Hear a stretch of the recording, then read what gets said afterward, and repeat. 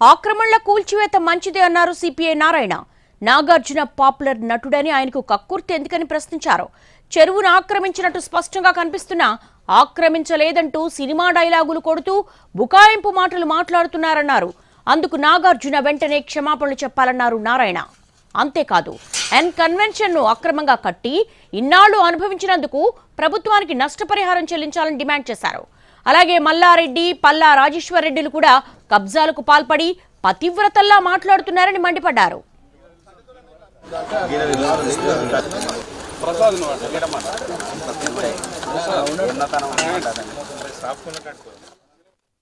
రేవంత్ రెడ్డి వచ్చి దీని మీద టర్నేసాడు, ఇది కూల్చేశాడు. మనం స్వాగతిస్తున్నాం.